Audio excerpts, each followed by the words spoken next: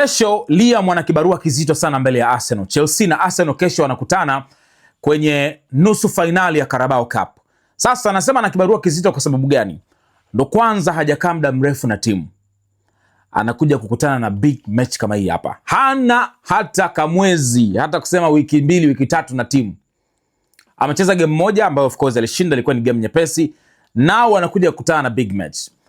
I hope mashabiki wa Chelsea hamtamjaji Liam kutokana na chochote kitakachotokea kwenye game ya kesho, kwa sababu binafsi vyovyote itakavyokuwa, either Chelsea ashinde ama asishinde, atolewe asitolewe, sidhani kama kitakuwa ni kipimo cha kumpima Liam.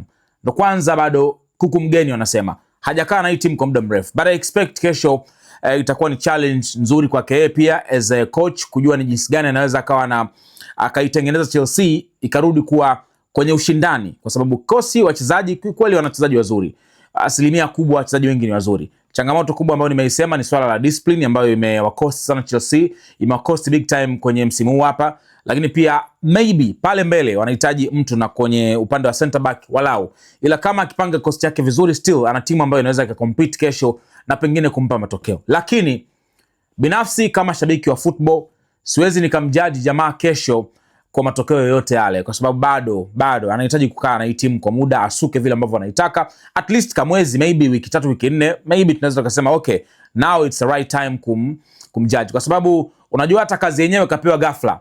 Sio kwamba ni kocha ambaye alikuwa amejipanga anajua anakwenda kuifundisha Chelsea. Maybe behind the scenes hatujui alikuwa ameandaliwa, lakini kwa kile ambacho kinaonekana huku ni kazi ambayo imetokea ndani ya muda mfupi. Kwa hiyo let's wait nini ambacho kitatokea kesho. Nafikiri ni muda tu ndio utakaozungumza, lakini kesho kuna hiyo big match kati ya Arsenal na Chelsea, nusu finali ya Carabao Cup.